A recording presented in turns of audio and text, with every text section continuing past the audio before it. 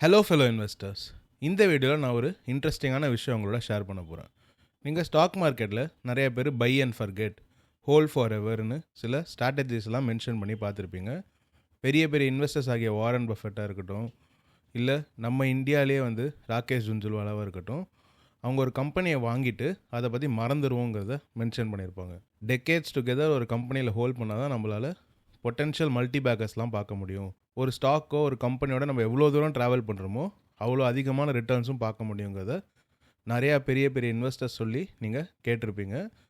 அது நடைமுறையில் எவ்வளோ சாத்தியம், அண்ட் அப்படி பை அண்ட் ஃபர்கெட் ஸ்ட்ராட்டஜியவோ ஹோல்ட் ஃபார் எவர் ஸ்ட்ராட்டஜியோ நம்ம ஃபாலோ பண்ணோன்னா நிஜமாலே ரிட்டர்ன்ஸ் நிறையா வருமாங்கிறத என்னோடய தாத்தாவோட போர்ட்ஃபோலியோவை உங்களோட ஷேர் பண்ணிவிட்டு அதை எக்ஸாம்பிள்ஸாக வச்சு நம்ம டிஸ்கஸ் பண்ணலாம். வாங்க வீடியோக்குள்ளே போகலாம். ரெகுலேஷன்ஸ்னால அவர்கிட்ட இருந்த மொத்த குவான்டிட்டிஸும் வேல்யூவேஷனையும் டார்க் பண்ணியிருக்கேன். இந்த 17 ஸ்கிரிப்ட்ஸில் மோஸ்ட் ஆஃப் த கம்பெனிஸை அவர் ஐபிஓவில் தான் வாங்கியிருந்தார். எனக்கு தெரிஞ்சு ஐபிஓவை தாண்டி அவர் எந்த கம்பெனிலையுமே பெருசாக இன்வெஸ்ட் பண்ணியிருந்தில்ல. மேபி 1 or 2 பண்ணியிருக்கலாம், பட் எனக்கு அந்த நாலேஜ் இல்லை. சில கம்பெனிஸ் டீமர்ஜர் மூலிமா அவருக்கு கிடச்சிருந்தது. இதில் இருக்கிற கம்பெனிஸ்லாம் லிஸ்ட் அவுட் பண்ணிவிட்டு இதில் சில எக்ஸாம்பிள்ஸ் எடுத்து நம்ம இந்த ஸ்ட்ராட்டஜி ஒர்க் அவுட் ஆகுமா ஆகாதாங்கிறத பார்க்கலாம். Canara Bank, Coal India, DLF, GMR Airports, GMR Power, ICICI Bank, IDBI Bank, Indian Bank, Indian Overseas Bank, Jio Financial Services, இது ரிலையன்ஸ்லேருந்து அவருக்கு டீமர்ஜ் ஆகி கிடச்சிருக்கும். GMR power and urban Infra கூட ஜிஎம்ஆர் ஏர்போர்ட்ஸ்லேருந்து டீமர்ஜ் ஆகி கிடச்சது தான். அப்புறம் NTPC, ONGC, Power Grid, Reliance Communications Limited, Reliance Industries, Sun TV Network, Tata Consultancy Services, இது எல்லாமே அவர் ஆட் பண்ணி அட்லீஸ்ட் 20 இயர்ஸ்க்கு மேலே இருக்கும். மினிமம் 15 to 20 இயர்ஸ் இருக்குங்கிறது கன்ஃபார்ம். பட் எவ்வளோ வருஷமாக அவர் ஹோல்ட் பண்ணிகிட்ருக்காருங்கிற விஷயம் எங்கள் யாருக்குமே தெரியாது. அக்கௌண்ட் டிஸ்கிரிப்ஷனில் பெனிஃபிஷியரின்னு பார்த்துருப்பீங்க. He past away last year. என்னோடய அம்மாவையும் அவங்களோட சிஸ்டர்ஸையும் நாமினியாக அவர் ஆட் பண்ணிவிட்டு இந்த போர்ட்ஃபோலியோவை விட்டுட்டு போயிருக்காரு. இந்த போர்ட்ஃபோலியோ இருக்கிற எல்லா கம்பெனிஸுமே லெகசி ஹோல்டிங் தான், அதாவது ஜெனரேஷனலாக பாஸ் ஆன் பண்ண கம்பெனிஸ். பட் இதில் இருக்கிற எல்லா கம்பெனிஸுமே இன்வெஸ்ட்மெண்ட் வேர்தியாக இல்லையாங்கிறது நம்ம தனித்தனியாக ஒரு கம்பெனியும் அனலைஸ் பண்ணி பார்த்தா மட்டும்தான் தெரியும். இதுலேருந்து சில எக்ஸாம்பிள்ஸ் எடுத்து இந்த பை அண்ட் ஹோல்ட் ஃபார் எவரோ பை அண்ட் ஃபர்கெட் ஸ்ட்ராட்டஜியோ சாத்தியமாக அது நம்மளை ஒரு இன்வெஸ்டராக எப்படி வளர்க்குங்கிறத டிஸ்கஸ் பண்ணலாம். ஃபஸ்ட்டு நம்ம டிசிஎஸோட எக்ஸாம்பிள் எடுத்துக்கலாம். டிசிஎஸ் அவர் ஐபிஓலேயே வாங்கியிருந்தார். ஒரு லாட்டுக்கு 7 ஷேர்ஸ் இஷ்யூ பண்ணியிருந்தாங்க. 850 rupees பர் ஷேருங்கிறதுல. பட் இப்போ டிசிஎஸ் 3000 ரூபாயில் தானே இருக்குது. 850 rupeesல ட்ரேட் ஆனால் 3-4 மடங்கு கூட ரிட்டர்ன் வரலையே நீங்கள் யோசிக்கலாம். ஆனால் டிசிஎஸ் இந்த 20 year டைம் ஃப்ரேமில் ஐபிஓவில் லிஸ்ட் ஆனதுலேருந்து செவரல் டைம்ஸ் போனஸ் இஷ்யூ பண்ணியிருக்காங்க. மேபி அவங்க ஸ்பிளிட் இல்லை ரைட்ஸ் இஷ்யூலாம் கூட இஷ்யூ பண்ணியிருக்கலாம். அவனோட தாத்தா அதில் பார்ட்டிசிபேட் பண்ணியிருந்தாருன்னு எனக்கு தெரியாது. நான் சர்ச் பண்ணி பார்க்கும்போது 3 times அவங்க போனஸ் இஷ்யூ பண்ணியிருக்காங்க 1:1 ரேஷியோவில். இந்த போர்ட்ஃபோலியோ என்னோட மதர் அண்ட் அவங்க சிஸ்டர்ஸ் கிட்ட கிடைக்கும் போது அவர்கிட்ட 96 shares ஆஃப் டிசிஎஸ் இருந்திருக்கு. மார்ச் 1 அன்னைக்கு டிசிஎஸ் 4099 rupeesல ட்ரேட் ஆகிட்டு இருந்திருக்கு. இப்போ 3100 கிட்ட ட்ரேட் ஆகிட்டு இருக்குன்னு நம்ம எல்லாருக்குமே தெரியும். இந்த 96 ஷேர்ஸுமே அவர் தனியாக பர்ச்சேஸ் பண்ணதில்லை. இந்த போனஸ்க்கெலாம் முன்னாடி மேபி அவர் 1 லாட்டோ இல்லை 2 லாட்டோ ஹோல்ட் பண்ணிட்டு இருந்திருப்பார். ஸ்ப்ளிட் ஆகி இவருக்கு 96 ஷேர்ஸ் கிடச்சிருக்கு. இவர் இந்த கம்பெனியில் ஐபிஓவில் பார்ட்டிசிபேட் பண்ணதோட அதுக்கப்புறம் திரும்பி கூட பார்த்துருக்க மாட்டார். 2021 டிசிஎஸோட சிஇஓ ஒரு இன்டர்வியூ கொடுத்துருந்தாரு. அதில் அவர் சொன்ன கோட்டை தான் நான் இப்போ உங்களுக்கு படித்து காட்ட போகிறேன். If you had invested in one TCS share at the issue price of 850 rupees in the IPO in 2004, the value of that investment today in a period of 17 years would be around rupees 28,000. A return of over 3,000% on your investment. So 30 மடங்குக்கு மேலே 17 இயர்ஸில் உங்களுக்கு return கிடச்சிருக்கும். இது ஒரு phenomenal return தான். ஆப்வியஸாக CAGR பார்க்கும்போது significantly ஹையாக தான் இருந்திருக்கும். நீங்கள் எவ்ரி 5 years டபுள் பண்ணியிருந்தா கூட 10 years கழித்து 4 மடங்கும் 15 வருஷம் கழித்து 8 மடங்கும் வளர்ந்துருக்கும். பட் 30 மடங்கு ஒரு கம்பெனி 17 வருஷத்தில் வளர்கிறதுங்கிறது ஆப்வியஸாக அது ஒரு கன்சிஸ்டன்ட் காம்பவுண்டிங் கம்பெனியாக இருந்தால் மட்டும்தான் முடியும். அவங்க ரெகுலராக ஏர்னிங்ஸை க்ரோ பண்ணிகிட்டே வந்திருக்காங்க. டிசிஎஸ் ஒரு நல்ல கம்பெனி, நம்ம எல்லாருக்குமே தெரியும். ஸோ எக்ஸாக்டாக என்னோடய தாத்தா இதில் எவ்வளோ இன்வெஸ்ட் பண்ணியிருந்தாரு என்னால் கண்டுபிடிக்க முடியல. மேக்ஸிமம் மிஞ்சி போனால் அவர் 10,000 or 15,000 rupees இன்வெஸ்ட் பண்ணியிருக்கலாம். இந்த 3000% அவருக்கு ரிட்டர்னாக கிடச்சிருக்கு. டிசிஎஸோட டிவிடெண்ட் டீல்டே இன்றைக்கி அவர் இன்வெஸ்ட்மெண்ட் கொடுத்த அளவுக்கு கொடுத்துட்ருக்கு. ரெண்டாவது எக்ஸாம்பிள் நம்ம ரிலையன்ஸ் இண்டஸ்ட்ரீஸை பார்க்கலாம். 1977 ரிலையன்ஸ் இண்டஸ்ட்ரீஸோட ஐபிஓ வந்திருந்தது.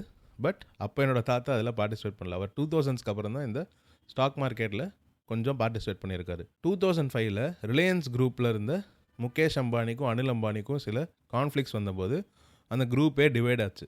அப்போது முகேஷ் அம்பானி ரிலையன்ஸ் இண்டஸ்ட்ரீஸுங்கிற கம்பெனியை கண்ட்ரோல் எடுத்துக்கிட்டாரு. ரிலையன்ஸ் பெட்ரோலியமும் ரிலையன்ஸ் இண்டஸ்ட்ரீஸ்லாம் வந்து அப்போ மர்ஜ் ஆயிருந்தது. ரிலையன்ஸ் கம்யூனிகேஷன்ஸ், ரிலையன்ஸ் பவர் அந்த மாதிரி சில கம்பெனிஸ்லாம் வந்து அனில் அம்பானி கிட்டே போயிருந்தது. அந்த டைமில் தான் என்னோட தாத்தா ரிலையன்ஸ் இண்டஸ்ட்ரியில் சில ஷேர்ஸ் வந்து பர்ச்சேஸ் பண்ணியிருக்காரு. After adjusting for several stock splits and bonuses and rights issues if he participated in any, இப்போ அவர்கிட்ட 552 ரிலையன்ஸ் ஷேர்ஸ் இருக்குது. மார்ச் 1 அன்றைக்கி ரிலையன்ஸ் 1251 ருபீஸில் ட்ரேட் ஆகிட்டு இருந்திருக்கு. இப்போ ரிலையன்ஸ் என்ன ப்ரைஸில் ட்ரேட் ஆகிட்டு இருக்குன்னு எனக்கு பர்சனலாக தெரியாது. நான் அந்த கம்பெனியை ஃபாலோ பண்ணுறதும் இல்லை. இவர் இன்வெஸ்ட் பண்ணது எனக்கு தெரிஞ்சு 10,000 15,000 தான் இருக்கும். பட் இவருக்கு அங்கே 35 to 40x ரிட்டர்ன்ஸ் கிடச்சிருக்கு.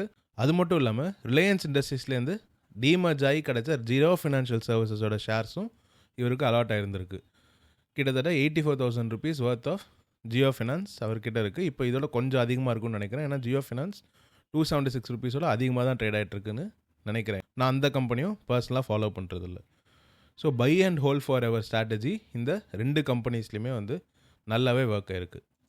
இப்போ நம்ம ஜிஎம்ஆர் ஏர்போர்ட்ஸ் பார்க்கலாம். இதுவுமே அவர் போர்ட்ஃபோலியோவில் இருந்த ஒரு கம்பெனி தான். GMR airports 25 shares per lot வந்து இஷ்யூ பண்ணியிருக்காங்க. 210 ருபீஸ் பர் ஷேருங்கிற பேசிஸில் இஷ்யூ பண்ணியிருக்காங்க. பட் 2 தடவை வந்து ஸ்பிளிட் நடந்திருக்கு. 2007 ஒரு வாட்டியும் 2009 ஒரு வாட்டியும். ஜிஎம்ஆர் ஏர்போர்ட்ஸில் ஒரு டீமர்ஜரும் நடந்திருக்கு 1:10 ரேஷியோவில். ஜிஎம்ஆர் ஏர்போர்ட்ஸ் வச்சுருந்தவங்களுக்கு GMR power and urban Infra லிமிட்டடும் கொடுத்துருந்தாங்க. 10 ஷேர் ஆஃப் ஜிஎம்ஆர் ஏர்போர்ட்ஸ் வச்சுருந்தீங்கன்னா 1 share of GMR power and urban infra கிடச்சிருக்கும். ஸோ இந்த ஸ்பிளிட்லாம் அட்ஜஸ்ட் ஆகி வரும்போது எங்கள் தாத்தா கிட்ட 400 ஷேர்ஸ் ஆஃப் ஜிஎம்ஆர் ஏர்போர்ட்ஸ் இருந்திருக்கு. 40 shares of GMR power and urban infra கிடச்சிருக்கும் அவருக்கு இந்த டீமர்ஜர் ப்ராசஸ் மூலயமா. ரெண்டுத்தையும் ஆட் பண்ணோன்னா கிட்டத்தட்ட 36,000 ருபீஸ் வந்து வேல்யூடாக இருக்குது. இவர் ஐபிஓவில் ஒரு லாட் தான் அப்ளை பண்ணியிருக்கானே நம்ம வந்து அசியூம் பண்ணிப்போம். ஸோ 5,250 ருபீஸ் இன்வெஸ்ட் பண்ணியிருக்காரு. அது 19 இயர்ஸில் 7 மடங்கு தான் வளர்ந்துருக்கு. 5,200லேருந்து 35,000ங்கிறது 7x ரிட்டர்ன்ஸ் தான். இது இண்டெக்ஸ் இன்வெஸ்டிங்கே ஆப்வியஸாக பீட் பண்ணக்கூடிய ஒரு ரிட்டர்ன் தான். ஜிஎம்ஆர் ஏர்போர்ட்ஸ்லேருந்து இவருக்கு கிடைச்ச ரிட்டர்ன் ரொம்பவே மினிமலான ரிட்டர்ன்ஸ் தான். இப்போது ரிலையன்ஸ் கம்யூனிகேஷன் ஒரு எக்ஸாம்பிளாக வச்சு பார்க்கலாம். ரிலையன்ஸ் கம்யூனிகேஷன் நீங்கள் கூகுளில் சர்ச் பண்ணாலே ஃப்ராட் கேசஸ், ரிலையன்ஸ் கம்யூனிகேஷன் வந்து பேன் பண்ணிட்டாங்க, செபி வந்து இனிமேல் ட்ரேடிங் வரக்கூடாதுன்னு அலோவ் பண்ணியிருக்காங்க, பென்னி ஸ்டாக்கில் எல்லாருமே வந்து போய் பணத்தை வேஸ்ட் பண்ணுறாங்கன்னு வந்து நிறைய ஆர்டிகல்ஸ் வரும். Reliance communication as a company ரொம்பவே புவரான ஒரு மேனேஜ்மெண்ட் டீம் இருக்கக்கூடிய கம்பெனி தான். ட்ரேடர்ஸ் ஹெவியாக மெனிப்புலேட் பண்ணக்கூடிய ஒரு பென்னி ஸ்டாக் தான். இவர் இதில் எனக்கு தெரிஞ்சு வேர்ஸ்ட் கேஸ் 5,000 ருபீஸ் போட்டிருந்தாலுமே அவர்கிட்ட இப்போது 124 ரூபாய்க்கு வர்த்தான ரிலையன்ஸ் கம்யூனிகேஷன் ஷேர்ஸ் தான் இருக்குது. இது பை அண்ட் ஹோல்ட் ஃபார் செவர் ஸ்ட்ராட்டஜியில் ஒரு பேட் எக்ஸாம்பிள். ஜிஎம்ஆர் ஏர்போர்ட்ஸுமே என்னை பொறுத்த வரைக்கும் buy and hold forever ஸ்ட்ராட்டஜியில் ஒரு பேட் எக்ஸாம்பிள் தான். நான் உங்ககிட்ட 4 கம்பெனிஸ் பற்றி டிஸ்கஸ் பண்ணியிருக்கேன். Reliance Industries, TCS, GMR Airports, Reliance Communications. இதில் ரிலையன்ஸ்லேயும் டிசிஎஸ்லையும் ஒர்க் ஆன buy and hold forever strategy Reliance கம்யூனிகேஷன்ஸ்லையும் ஜிஎம்ஆர் ஏர்போர்ட்ஸ்லையும் ஒர்க் ஆகலை. So buy and hold forever strategy எல்லா சமயமும் ஒர்க் ஆகாது. இதில் முக்கியமாக நம்ம பார்க்க வேண்டியது எந்த கம்பெனியில் நம்ம வாங்குகிறோம், எந்த கம்பெனியை ஹோல்ட் பண்ணுறோங்க தான். ஸோ ஒரு ஸ்ட்ராட்டஜியை மட்டும் நம்ம ஃபாலோ பண்ணி சக்ஸஸ்ஃபுல் இன்வெஸ்டராக ஆகவே முடியாது. So buy and hold forever ஸ்ட்ராட்டஜியில் 2 நல்ல எக்ஸாம்பிளும் பார்த்துருக்கோம், 2 சுமாரான எக்ஸாம்பிளும் பார்த்துருக்கோம். இதுலேருந்து நம்ம கற்றுக்க வேண்டியது ஒரே விஷயந்தான், எந்த கம்பெனியில் நம்ம இந்த ஸ்ட்ராட்டஜி அப்ளை பண்ணுறவங்க தான். ஒரு ஸ்ட்ராட்டஜியை வச்சுக்கிட்டு மட்டுமே நம்மளால் ஒரு சக்ஸஸ்ஃபுல் இன்வெஸ்டராக மாறவே முடியாது. நீங்கள் ஒரு கம்பெனியை சூஸ் பண்ணிவிட்டு அதில் நல்ல ரீசர்ச் பண்ணிவிட்டு அந்த கம்பெனியில் இன்வெஸ்ட் பண்ணுறதுக்கு ஒரு தீசிஸை க்ரியேட் பண்ணிவிட்டு தான் இன்வெஸ்ட் பண்ணணும். ஃபார் எவர் ஹோல்ட் பண்ணுறோமா, இல்லை 5 இயர் டைம் ஃப்ரேம் ஹோல்ட் பண்ணுறோமா, இல்லை ஷார்ட் டேர்முக்கு ஹோல்ட் பண்ணுறோமாங்கிறதுலாம் செகண்டரி தான்.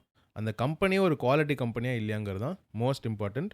அதுக்கு நம்ம அந்த கம்பெனியை டீப்பாக ஸ்டடி பண்ணியே ஆகணும், ரீசர்ச் பண்ணியே ஆகணும், அதுக்கான டைமை நம்ம ஸ்பெண்ட் பண்ணியே ஆகணும். நம்ம பாட்டுக்கு ஒரு 10 கம்பெனி பிக் பண்ணிட்டு இது 50 வருஷம் கழிச்சு ஓப்பன் பண்ணி பார்த்துக்கலாம், 20 வருஷம் கழிச்சு ஓப்பன் பண்ணி பார்த்துக்கலான்னு விட்டிங்கன்னா sometimes if you are very unlucky 10 கம்பெனியுமே ரிலையன்ஸ் கம்யூனிகேஷன்ஸ் மாதிரி ஆகிறது கூட வாய்ப்பு இருக்குது. பிளைண்டாக நம்ம இந்த கம்பெனி வாங்கி லாங் டேர்முக்கு ஹோல்ட் பண்ணால் சக்ஸஸ்ஃபுல் ஆகிடலான்னு நினைக்கிறத விட்டுட்டு இந்த கம்பெனியில் இன்வெஸ்ட் பண்ணுறதுக்கு நிஜமாலே ஒரு ஸ்ட்ராங்கான ரீசன் இருக்கணும். அந்த ரீசனை நீங்கள் ஸ்ட்ராங்காக பிலீவ் பண்ணணும். அப்போ தான் உங்களால் ஒரு லாங் பீரியட் ஆஃப் டைமுக்கு அந்த கம்பெனியை ஹோல்டும் பண்ண முடியும். இந்த வீடியோ உங்களுக்கு யூஸ்ஃபுல்லாக இருந்தால் லைக் பண்ணுங்கள், ஷேர் பண்ணுங்கள், இந்த சேனலுக்கு சப்ஸ்கிரைப் பண்ணி என்னை சப்போர்ட் பண்ணுங்கள். Thank you so much.